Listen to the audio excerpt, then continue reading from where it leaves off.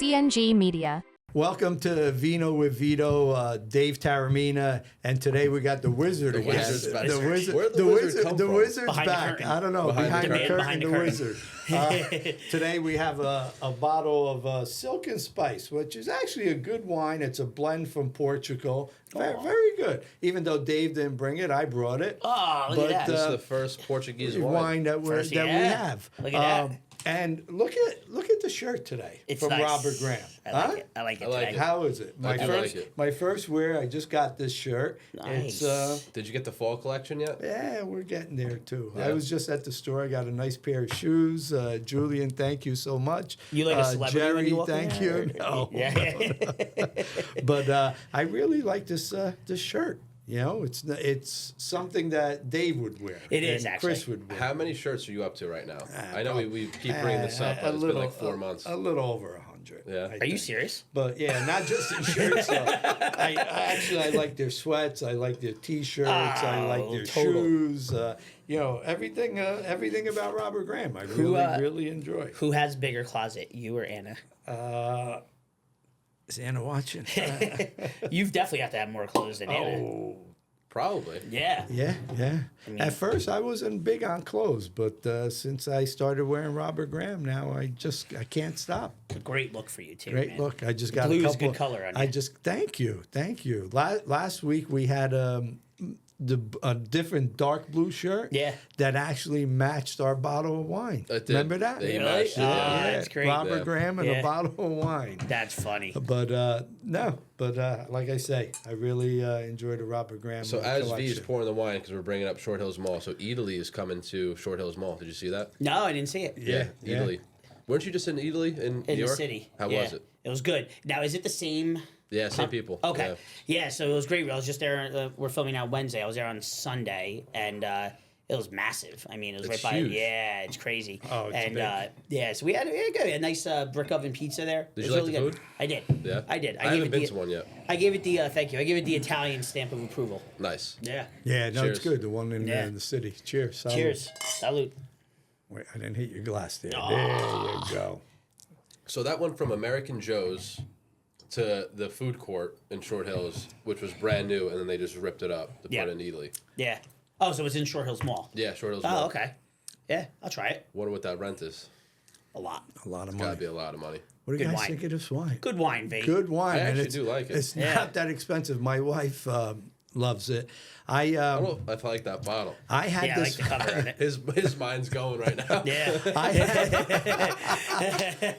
had this wine at a wedding. Okay. Amanda and Michael's wedding. And ever since then, it was a couple years ago, we always buy this wine. Yeah, it's a nice. great wine, you know, to drink at dinner time Nice. and also at the podcast at nighttime. Nighttime. Nighttime. Nighttime Look at those podcast. curtains. Look, Yeah. look, Look at nice. that Very fake light that's We coming have full in. moon out tonight. full moon. It is Halloween season. But So V, let's talk about you being right for interest rates. Let's just cut to the chase. oh, I like the wizard. That's why we brought the wizard back The on. wizard. huh? Get back behind the camera. Come on. Jesus. See, about a month or so ago, if you remember correctly, we were asked, what is the Fed going to do? And are they going to cut a quarter point? They're going to cut a half a point? What are they going to do? And I asked Dave that question, and Yep. Dave being the mortgage guy, he thought it was a quarter point. I came out and I said, guess what? You're never going to live this down. Never. Never. I'm never going to I live this know. down, Dave. Never You going have to live this down. 50% chance of being right. Right. That was a Yeah. quarter or a half. A quarter or a half. And I got the half a point, and I think I was right. But Dave, I was getting a lot of people calling me right after that. Right. Hey, the mortgage rates just dropped half a point. You know, is it time to refinance and everything else? Yes, the Fed cut the interest rates a half a point. The mortgage didn't get cut by a half Right. a point. The only thing that really got cut was if you had money in the bank in a money market, that got cut a half a point right away. And like student loans, Right. car loans. Loans that kind of and stuff like that. But a lot of, older people out there that, and they have big savings or whatever, as long as if they were locked in a CD, you were fine. But if you were in a money market, say given 4.5, now you're only getting 4%. Right. As far as the mortgage rates, Dave, I remember, right in the beginning, they dropped slightly, but now we're probably higher than when the Fed cut, Correct. right? Yep. Absolutely. And I know we talk about it all the time, but let's explain really how that worked and why that happened. So yeah, I mean, the important thing to remember, right, is that the Fed does not really control the mortgage rates, right?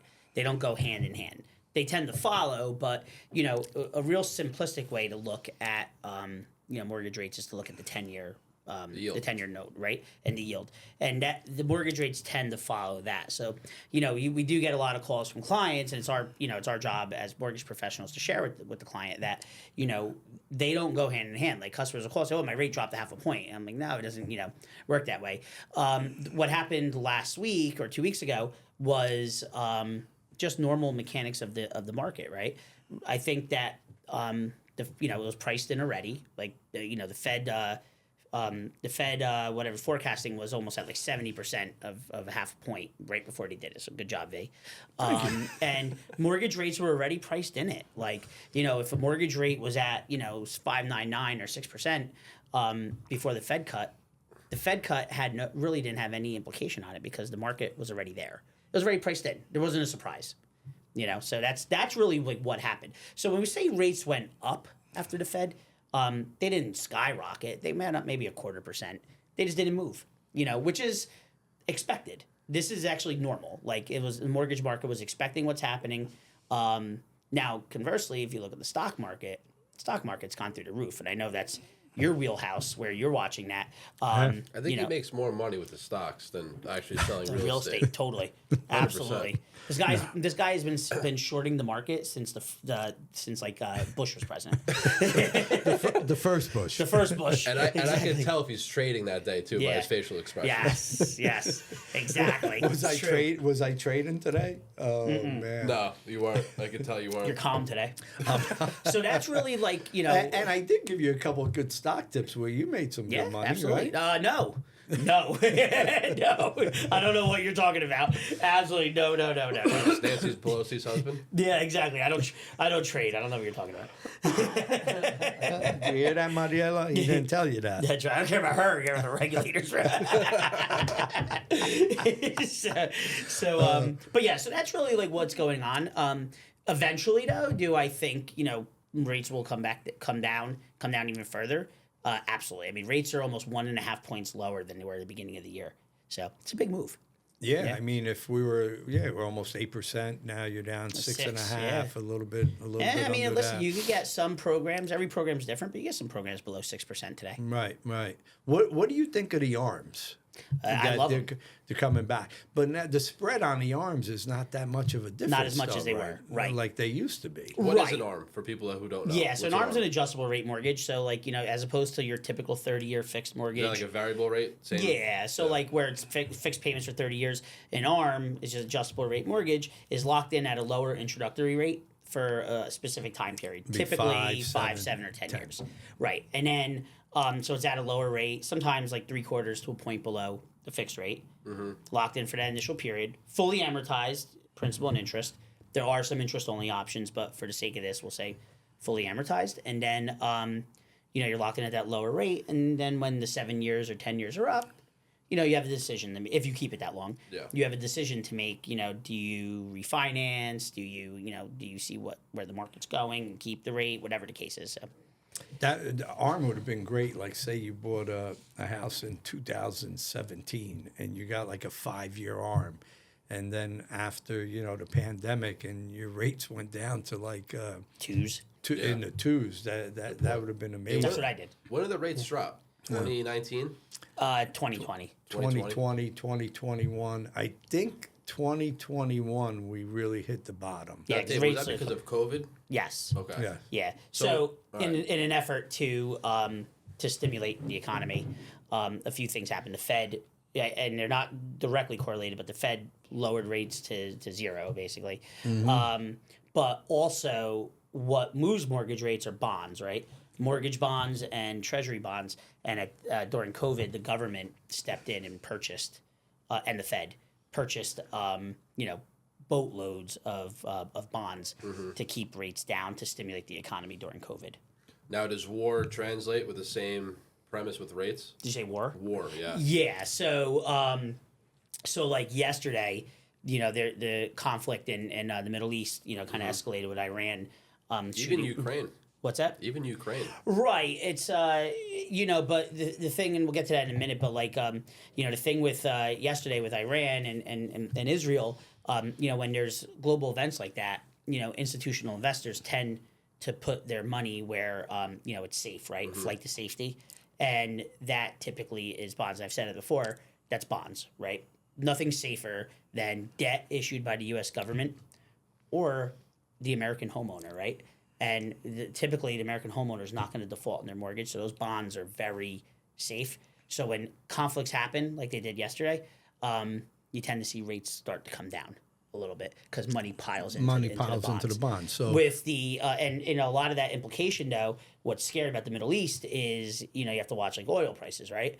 Like oil is starting to spike up a little bit. That tends to not be good for rates, right? Just like inflation's not good for rates. Whereas like the Ukraine conflict, while commodities like wheat and whatever got hit, it affects mortgages, but not as much as a conflict in like the Middle East.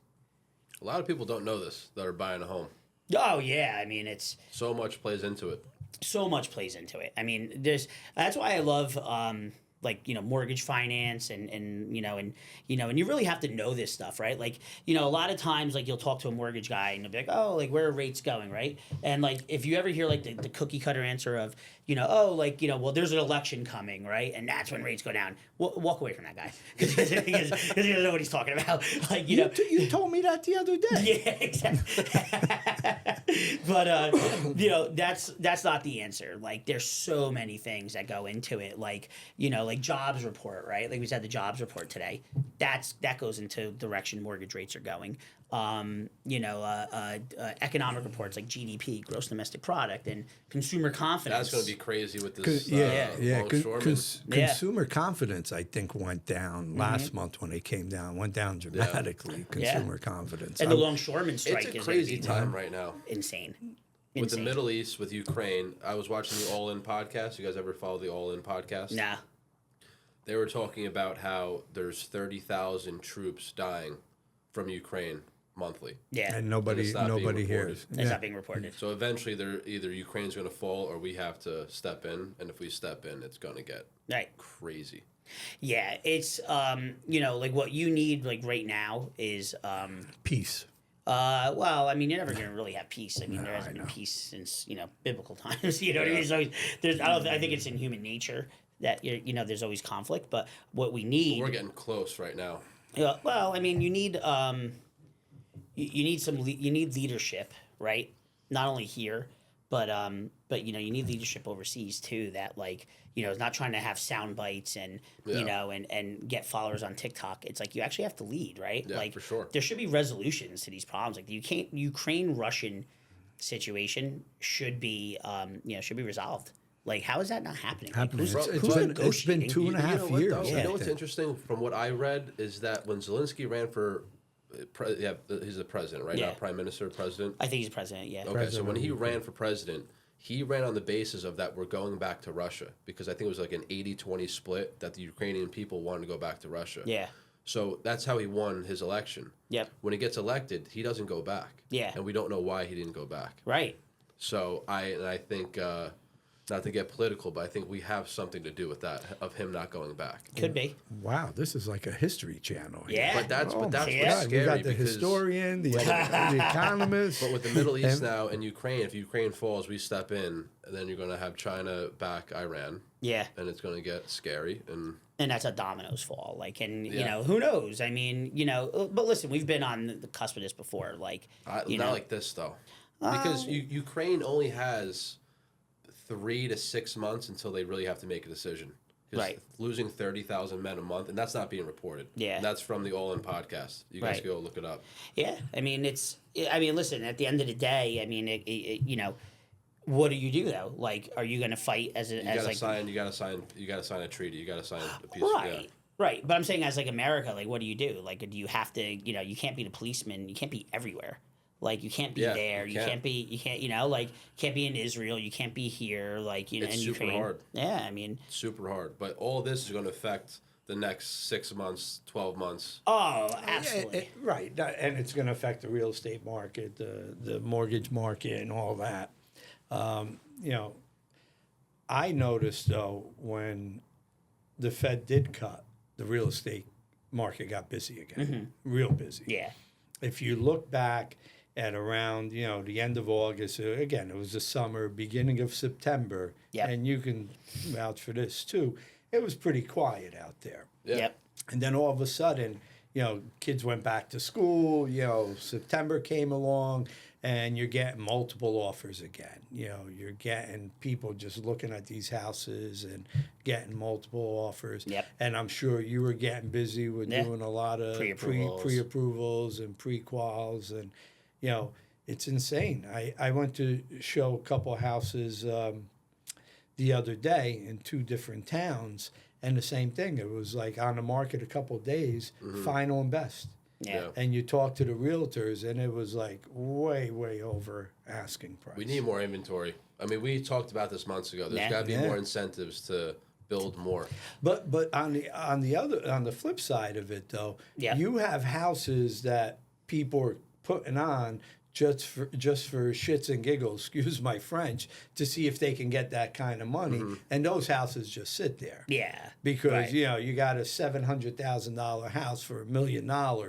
Nobody's people are smart enough to look Right. at that and say, hey, And like I don't know like what the incentive. I don't know if there is an answer to getting more inventory. Like you can't force you can't have like an engineered economy, right? Yeah. So I mean you could do incentives now. Again, not to get political, but one of the candidates is offering what is it, 25,000 $25 grand, right? for first time home buyers. Like it kind of just makes you think like there's not a demand problem, right? That a $25,000 incentive for buyers Wouldn't do anything. It wouldn't do anything. Like how about how I come they think- haven't looked at like like an incentive to sell? Sell it. 25,000 to sell. Right. I Yeah. think 25 grand, incentive for the buyer will make it worse because now you'll have more More buyers demand. out Yeah, there more demand. and more demand. more demand. But you're right. Do something for the seller. They Maybe- did it in remember V in like '08. They there was so many homes on the market and they had incentives because you needed buyers, right? You needed buyers to come in. How come we're not doing that now? Should be doing something. Yeah. Something on the flip side of it. Yeah. You We know. should be builder friendly in our areas. I mean, to get a CO, I mean, Oh, it's, forget it. sometimes it's just a nightmare. Nightmare. I got one right now in a town where, they would go for the CO and they say, okay, you never closed out this permit. Yeah, we were talking about this. Right. Why not just have a list and call the builders Yeah. Right. that Why not? Why do you have to wait until somebody proactive. sells their property to say, hey, you need to close out this permit? Yeah. Yeah. Now, if you got a file, you always do the sleeve and you have a file, you pull a permit out or whatever, and you go get an inspection done. The inspection's done. Everything's okay. But now we want to close out that permit. And the people, for some reason, might have forgot. Yeah. Or the contractor didn't do Didn't his do it, job right. and didn't Yeah. close out the permit. Now, as the township, you should be sitting there and saying, wait a minute, here, I have these Be stacks proactive. of people. Call this person up. Hey, just want you to know you didn't close out your permit. You need to either come down here, or we need to come and look at it Right. and get it done that way. Yeah. But just to wait until the last possible minute and just delay closings and delay everything else because somebody dropped the ball and Right. didn't close out that permit. Right. And that's where automation and technology can Yeah, really for help. sure. Yeah. Like That's something to definitely blockchain talk technology about. and stuff Yeah. like could totally help with that, but a lot of the towns aren't going to do that. I mean, Well, now the longshoremen, they're looking at AI, or not the Yeah. longshoremen, but the whole AI right. conversation. Now, oh, sorry, go ahead. no, go ahead. I was gonna say what's interesting with that, right? Like I was listening to a podcast, and I didn't realize that the big part of the strike with the longshoremen was the automation. Automation, yeah. And then I did some research about some ports that In around the Europe. world, Yeah. that are automated. So it's crazy. That port strike though is scary. I mean, it's right now $7 it's, billion a day. yeah. I And mean, you know what's even more scarier about that? we ordered a bedroom set, and it's supposed to come in now at the ain't port. coming. And It's about I'm sleeping 25 on miles off the coast. I'm sleeping. Ann got and a I boat are for you. sleeping on a mattress on the floor, waiting for our bedroom set. That's amazing. So ask my wife what she thinks about the strike Jay. there.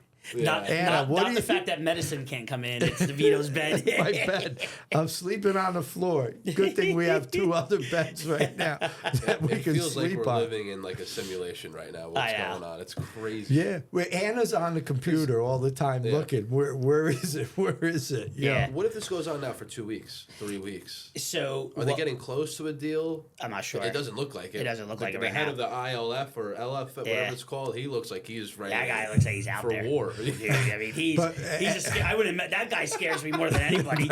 Yeah, Jesus. But now the other thing is, there's the president saying he's not going to get involved. Of course not. No. And, He's you pro. know. Well, because it's an election, and unions tend to back his party, so he's not going to get involved. And I mean, if it gets to a point though, so like the president could get involved with the Taft-Hartley Act, is it? Yeah, something so like that. yeah, so like he could get involved and do it if it like national security or risk or whatever. But no, I mean it's scary. Like what happens if it goes? Well, first of all, we haven't had a longshoreman strike in like 50 years, Yeah, so but nobody. that's what was at 70s, right? Yes. Or 60s? So nobody really knows, but like I mean, we could only base it off of COVID when there was supply chain disruption. So you'll see increased prices.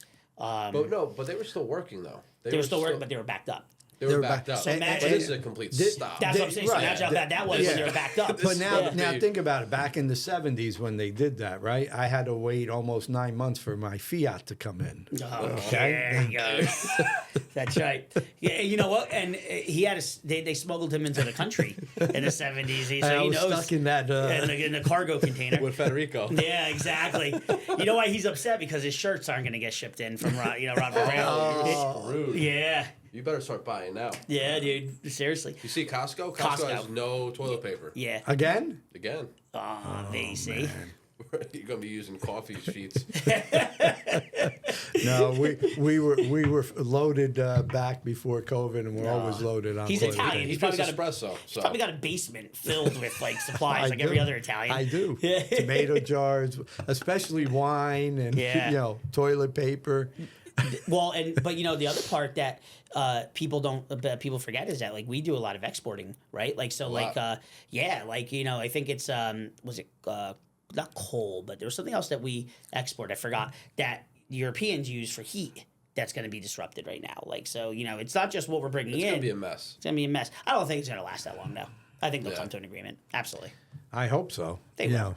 know, I need my bedroom set. Yeah. The question is when? Like how soon? Like today? Like 5 minutes ago? I'd say quick. I don't know, like maybe within a couple days. Let's do a prediction. Prediction. I say quickly. What's quickly?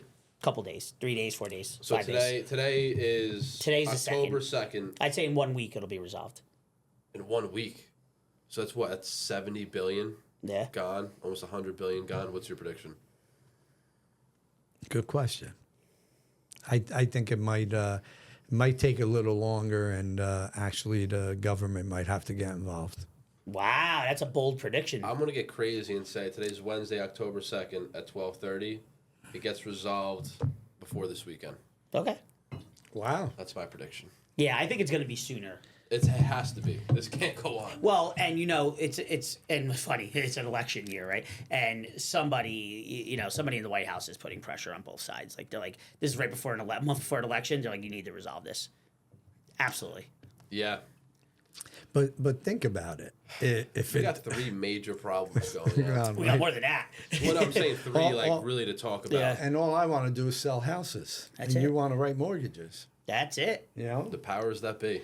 Yeah, I mean, listen, to make you feel better, right? As and I'm 47 years old. Vito's 77.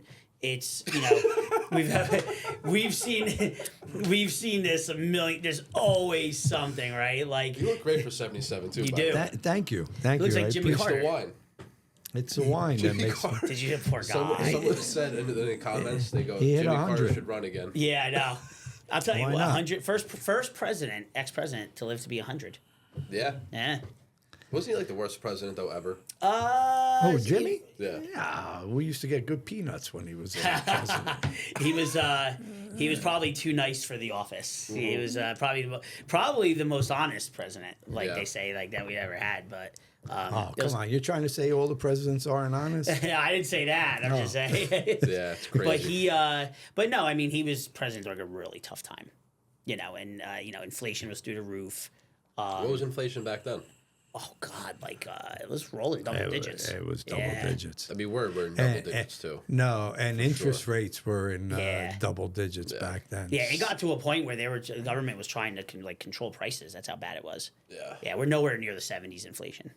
Absolutely not. I mean, they rationed gas. I remember that. It's the hidden tax. Yeah, it is. When growing up, right, we were in Patterson back then, and there used to be, there were a lot of coffee shops, but this was like another little store, and it had like 12 cafes on one corner. Yeah, but it had a gas station right across the street, and we used to play pinball, the pinball machines and all that, and he had chairs that, in front of the store. We would sit in front of the store, and the gas station was right there. There was a line of cars to go get gas. And then they had the odd days and the even days on your license plate to get gas. So if you were on an odd day and it was an even day, your license plate, you couldn't get gas. Yeah. But the lines were unbelievable. That's why you said unscrew your license plate, put it on the other vehicle. So yeah, we import our oil, right? Yeah, not all of it. No, we still have some oil. Yeah, we still have some production, and we have a reserve. That I think I want to say it was I don't know if it was Trump or Obama released it once when there was our emergency. We needed emergency supply. Yeah. But if you looked at gas prices like within the past couple of weeks after all this happened again, we were down. I mean, you were getting regular gas $2.60, $2.70 for regular. But now with the conflict, you're going to see that back over $3. You check? No. I don't check either. Nobody checks, huh? I check. If I see the one place down the street's a penny less, I go to the other. I go to the other one. 13 cents. You guys, 13 cents. Sky fought for America. You guys just say, let me just say, I put it on my credit card. And, I'll pay an extra dime for that gas. I don't care because I like that gas attendant. Vito's the type of guy that would wait 8 hours in line to save 3 cents a gallon. And you know what? I was brought up that way. I remember like my mom and dad, or with my aunts and uncles, when conserve something was on sale. Like they'll be like, "Hey, the broccoli Rob's 98 cents over here." Meanwhile, at the other store, it was 94 cents. So you'd walk a little bit extra. Oh my God! To get the broccoli Rob for 94 cents. It was well worth it. Hilarious. Though. Just think about it. You get 3 pounds, it's 12 cents. But, so that actually ties in with inflation, though. So when things are inflated back then, people didn't buy that good or service. They just didn't buy it. Yeah. We don't do that anymore. So we still consume what's inflated. So I should have did economics in college. Yeah. Dave did. I did. Yeah. Listen, and economist, look historian. Look where it got me. I'm on the Vino with Vito podcast. Yeah, but I think there was more. There wasn't. There was access to credit in the 70s, right? But I think Credit's now, yeah, I think we still consume because credit card debt's been the highest it's ever been. So I think there's more access to credit, and this and Amazon and all that stuff doesn't help the situation. And you the just financing. Well, no, but it's just you have access to it. Like I could go on my phone right now and be like, oh, I want to go buy this. Boom, boom, boom, boom. You keep buying, right? Yeah. Here, I just got a notification. Another package delivered. Yeah. I saw it on my camera. Well, and that's the thing. That's why there's such a large use. I think a large use of credit, right? Is because it's so easy now. And the payment plans for a lot of stuff. Phones. Yeah. $50 a month, 36 months. But even not just phones or whatever, but everything is kind of going back on like payment plans. Yeah. Where you can go to the store and like layaway. Almost like remember layaway. Layaway. Yeah. You know what layaway is? I've heard about it. I don't really know exactly. You used to go into a store like Caldor's or Bradley's, and let's say you want to spend like $100 on something, right? They would hold it, right? You would come in every week and make give them payments money until you paid it, and then you get it. Wow. It wasn't like now. Now is instant gratification. You just look and get it. And back then you had to wait. Yeah. So, like, when you're running someone's report for a mortgage, do you see? I mean, obviously, I'm sure student loans are at the top of the list. What else do you see? Car payments. Car payments. Car payments are high, and it is nuts. Like I'm seeing average car It's like $800 a month. Yeah, like it's crazy. I mean, And these are probably even lease, not even owned, right? yeah. Yeah, and that's where scary shit. Well, and that's where like we're talking about the Fed before. I think that's where you're going to see the biggest benefit of a rate deduction, a reduction by the Fed is that car loans, will start to come down, and at least we were talking to our friends there that own car dealerships, and Ryan and Travis. Yep, and Shout out to those two. That's it, absolutely, Ryan, Travis. But it was tough for them for a while too, because the rates for a car loan were like in worse now. There's 8s, no cars on the 9s, lot. 10%.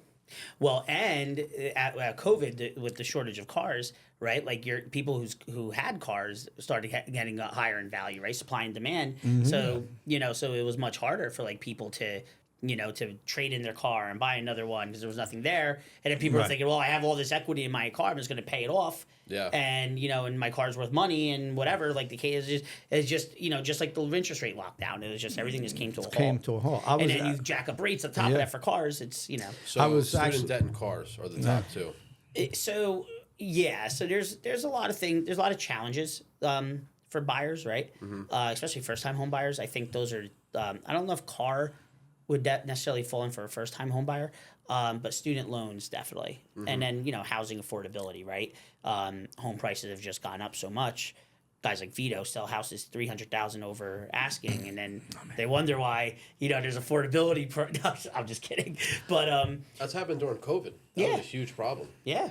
That, and then you have property taxes, right? Like, I mean, property taxes are going up. Insurance is going up. Car insurance is going up. Everything is going up. Energy's up 30%. Right, but you always look back and you say, well, why is my car insurance going up, right? And you go and you say, okay, if your car is worth more and they're stealing it or whatever, of course it's going to go up. Mm-hmm. And like in our town, everybody's stealing BMWs. Really? Yeah. Wow. That's why the Ferraris in the driveway now, the BMWs the in the garage. BMWs in the garage. No, seriously. I'll steal it for you. Yeah. But I leave my BMW outside all the time, right? But my BMW car insurance went up dramatically. Because they're getting stolen? Because they're getting stolen. Really? Interesting. Yeah. So I'm thinking about getting a different car now. Get a Tesla? No. That'll never happen. You have a Tesla, right? No, Mercedes. Okay. Yeah. I think you have a Tesla. But they're stealing a lot of cars and a lot of BMWs. That's Really? what they're What do taking. you drive? You have a Jeep? I have a Jeep Grand Cherokee. You are a Jeep guy. I can see that. I'm thinking about getting How do you get into the Jeep? Isn't it high? It's not that high. It's a Grand Cherokee. You got a step stool. Yeah, exactly. It's like the lift. He's got the Picks one them up. He's got the one where the lift comes down. You Yeah. Puts his stand arms on out it. like this. Yeah. and it goes up. Hell yeah. Heck yeah. That's great. But We love you, Dave. yeah. But no, I mean that's interesting about the car insurance. So listen, we're talking about all this doom and gloom, right? And not doom and gloom, but prices are high. There's simple solutions to a lot of these things, right? And I'm a big tech guy. I know you're a big tech guy. Technology. I mean, look at the 80s, right? And look how prices were up, and even the 90s. And then what happened, right? The advent of the internet and e-commerce, and prices just started coming down, right? And then global trade, a VCR that was $800 now costs $50, right? So there is innovation, right? But right now what's happening, and listen, like a cell phone, has gone down in value too. You can still get a good, cell phone for much less, right? This was $1,300. This is the brand new one. Yeah. The Pro Max Plus, whatever it's Right. called. Yeah. Right. So And you got it for a nickel. 1,300, 1,400. But my point is, technology will eventually pan this all out, right? Like even insurance, right? Because a lot of the problems, even with insurance, is it's the cost to get the insurance, like the insurance companies and payrolls and and government restrictions that are on like some of these companies. Eventually automation makes the cost to produce any product less, right? And then the only problem with that is then jobs. Well, but there's always been I'm saying like that's the byproduct of innovation. But there'll be new, and technology will create new industries, right? For sure. Like the guy who used to hold the elevator for you, right? Like then what happened? He got automated out, right? But he found another job. Yeah. It's always the way it goes. I like that. Hold the elevator. Yeah. Push the buttons for you. Push the button. I used to have that job when I was a kid. Yeah, couldn't reach, but I used to reach. Right. Italy or Yeah. Yeah, when I was 4. But it was the service elevator with all the donkeys and the cargo. The mule. The mule. Going back when you're looking at credit reports, right? Yep. And you're going to qualify somebody, all right? You look back and you say, okay, I got a car loan here for $800 a month, right? Yep. I have a student loan for $700 a month. And I have credit cards, that average another $150, $200 a month. Now, when you qualify somebody, right, what is the ratio? I remember years ago, I would tell somebody, look, 33% of, your gross income, you can buy a house. But I'm sure that's changed now. How would you, like here, we talked about car insurance, right? You don't put that in the equation because it's not on their credit report. Their car insurance could be friggin' $5,000 a year. That's like another $400 a month that can get you probably another $60,000-$70,000 in mortgage money. So it's a great question, and for buyers, this is really important because who you work with does matter, right? And so there's lending guidelines, right? So you could go to 50% of somebody's gross income per month and qualify them, right? But I have a saying, and the guys that are in my office hear me say it all the time, right? And this my saying is this: what I could pre-approve you for and what you're comfortable with are two different things. And I tell the people the same thing. So that's where the consultation comes in, right? Like I'll give someone a payment, right? And customers ask, oh, well, what about the rate? What about the rate? Rate doesn't matter. What are you comfortable with as far as a payment, right? If that payment of $3,000 a month or whatever, right? Can you still live comfortably? Can you still put money aside in retirement? Like, you're young or you're old, whatever the case is, but if you're a first-time home buyer and you're young, can you still save money in your 401k, right? Can you still live? Are you, like, if the hot water heater breaks, can you afford it? These are the consultations you have, right? And, and that's how, why my clients come back to me is because I don't just take an approach like, yeah, you could do this. Like, we have the conversation. Can you afford it? Maybe you wait to buy. Maybe you pay off this first or, different scenarios. So now, do you go and explain to them, hey, after you look at their credit report, hey, what are you paying for car insurance, 2-car insurance? What do you think about what you're going to pay for utilities? Think about all this before you decide what I'm going to spend. It depends on the client. So if the client's really savvy, right, and like understands everything, and you can tell right away. I mean, it was 25 years, so I'm not gonna a client who's bought and sold 3-4 houses. I'm not gonna be like, well, the gas bill is $80. He's gonna think he's gonna think I'm an idiot. It depends on the client, right? And you've determined that by getting to know the client, taking a more consultation, like a consultant approach to it, and so some clients yes, some clients no. Not everyone's the same. Yeah. Yeah. Oh yeah, I get sometimes people, hey, I qualify for $1.2 million house, and I'm like, do you want to spend $1.2 million? Are you out of your mind? Right. Maybe start with like 700 or 800. That has good credit, that has, let's say, over 100,000, 150 in the bank. Where would you steer them towards, like price point wise? It depends where they're looking. Essex County, let's say. Yeah, so that's like where it's a great question because you ask them, say, hey, and this is where working with somebody in the market that knows. It knows because I'll tell them they're like oh, where are you looking? Oh, I'm looking in North Jersey. I'm like, all right, well let's kind of that's a broad. Yeah. Let's get it so like Essex County, right? Okay, well the first question would be when you're looking online, where are you gravitating towards? What town? Say Maplewood. Okay, perfect. So knowing that an average home has property taxes of like $15,000 to $17,000 a year, when you're looking online, what kind of home prices do you like? And they'll tell me, like $800,000-$900,000. Great. With 150 in the bank. Great, yes. And be like, well, now how much do you want to put down? Right? You don't want to put your whole 150 down. Do you want to have money set aside for reserves or for emergencies or whatever? You're going to work on the house, whatever the case is. And that's where you kind of give them the payment before they go look at the house. Like, people like Vito and real estate agents who trust me in that is because, my time is quick on the phone, right? Or if I meet them in person.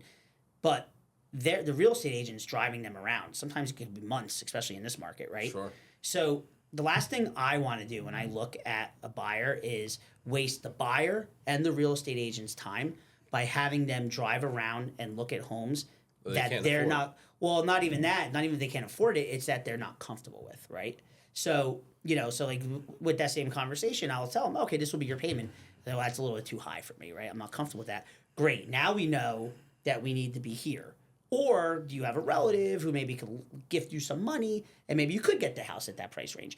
That's kind of how the conversation goes. Yeah. So you break it down by monthly payments. Correct. Basically. Always. Okay. And like you said, you always want to keep reserves because what we're finding out lately too is somebody buys a house, right? And yeah, we limited the inspections, we did this, we did that, and everything else. And they get their homeowner's insurance. Homeowners does a drive-by and says, well, you know what? That you need to replace that roof. Meanwhile, they're looking, what do you mean you need to Well, if you don't replace the roof, we're going to drop you. Right. You're getting a lot of that lately, too. Yeah. So now think about it. You don't have reserves, and now you need a new roof. How are you going to put a new roof on? Yeah. So a home under $1 million, good credit, what do you suggest have in reserves in this market? 50, 75,000. It depends on the person. Yeah. Because if if the person has if they're self-employed or they have a job where let's say they work on Wall Street and they get all their bonuses in April or March, you can't have the same conversation as someone who makes a set salary and gets a 5%, 10% bonus every year, and so you can't really have that. There's not a cookie cutter answer for everybody. And that's why it's so important to watch Vino with Vito. We bring out everything, We're not just here to... People don't know. They really don't know. They don't know. The scariest thing is, is that when you're doing a loan for somebody and, they have very little money left after closing, right? And that's scary. It's scary. And, and listen, at the end, you could advise the person, right? But at the end of the day, if they fit into a program, you have to qualify them. And you could share with them and educate with them, but at the same time though, and listen, you don't want to deter somebody from buying a house, right? Especially first time home buyers. Listen, we all bought our first house and had no money left over after we did it, right? So you could see a pattern, right? If they're good credit, they're responsible, they'll make that you save money, you put it on a house, and then you'll earn it back, right? But I do have conversations with people sometimes where I'm just listen, I'm just gonna tell you, I don't know if it's a good idea for you to buy this house, right? And if the agent is good, they'll agree with me, right? We'll have a consultation and we'll tell them. Sometimes people say, well, that guy down the street said I could buy it. The other mortgage guy said I could buy it, right? That's where you got to make a decision. As long as you share with the client, hey, I don't think it's a great idea. I've convinced people not to buy a house because of you got to sleep at night. I want to sleep at night. Hey, I think you're going to have this issue, that issue down the road. You're going to have more issues than you can handle. Right. There's been deals I've told clients I'm just not going to be able to help you. Well, that guy could do it, and let him do it. Yeah, and 80-90% of their gross income is going to this mortgage. It's a bad idea. I won't do that. You can't. Crazy. It is crazy. Yeah. But there's a lot of people out there that do it and don't care. And you know what? I made my sale. I made that commission, and I'm good to go. And forget about it. And that would be my advice to younger mortgage guys that are in the business, right? You're starting out in any job. You want to make sales, build a business, but do it the right way. And people will always come back to you. And always, so. Oh yeah, I got a phone call the other day. I'm walking in my house, and one of my good friends calls me. Hey, I just referred you to a friend of mine moving from New York, and he's gonna call you. While I'm talking to him on the phone, the person's already calling me. But again, it's somebody you trust, and that's why you get that referral business. Definitely. So why use guarantee rate, and why use Dave Taramina? I think I just summed it all up. That console right there. Guaranteed rate it's definitely the technology. Going back to the automation, we've automated this mortgage process so much, with technology and AI and whatnot, that we're able to offer, pretty good rates and good programs and a big variety of programs for different types of clients because management and the owner of Guaranteed Rate heavily invested in technology over the past 15, 20 years. So as far as the company goes, that's why. Like where other lenders are trying to cut back or or maybe offering a little bit higher rate. Our rates are pretty low because of the technology investment. Nice. As far as me, that conversation just summed it up. I mean, everything today is about technology. If you gotta don't adapt. if you don't adapt, forget You about die. it. That's it. And me being 77 years old, I'm still trying to. You look I'm great trying for to 77. adapt. yeah, but you're good though, man. I saw you with your beeper the other day. Yeah. Somebody beat me the other day. I called him right back. Beeped me. I showed him how to do the volume up in his new car when he got it. He goes, "What the fuck was that?" Really? Excuse my language. Did you really? You didn't know? I had no idea. No, but the crazy thing too with the car, right? If my wife's sitting in the passenger seat, right, and we're talking, and you know how the Italians are, you start waving your hands or whatever, Yeah. and she'll start talking, and sometimes she'll wave Music's her hand. going off. No, Yeah, I the know. music's going off. It's changing stations, and I'm like, what the heck Vito was thinks he's that? having like a mental breakdown. I'm like, what was that? I go in. Do me a favor. Keep your hands hands to down. Yourself, exactly. You know, I don't want to change this music station here. That's a funny That's skit, actually. funny. That is, yeah. But yeah, he did that, and but now you love sitting in the I back sit seat, in the back. and he thinks he's in a limo ride. Even you know? even Silken when Spice, you guys have to change this label. It's got to get changed. Nah, come Yeah, on. you don't Look like how- it? Look how cool that is. it's a butterfly. Yeah, it's a Yeah. butterfly. Okay. And it's a map. It's not. It's not. What am I missing? It's a map. I'm missing All it. right. I'll show you after the show. All right. It's a map. But guys, I tell you what though, you know what? We joke around, we fool around, we talk about different things. But you know what? At the end of the day, I hope a lot of people, get a lot of information from this. Definitely. And again, people are getting a lot of information, and they tell me, hey, I didn't know about this, I didn't know about that. So, which is really, really good. You have your doctor's appointment today? I have a doctor's appointment today, so At night? Yeah, I'm not going to finish this wine, but we're going to do something different today. We're going to finish the podcast without. Good episode. My wine was done, but See that? the wizard decided to put more wine in here. But You have a nice doctor that meets you at night too. That's yeah, awesome. yeah, he's on call. He's on call. Dr. Vinny Boombots. Von Dr. Yanks. On another note, though, right? It's October.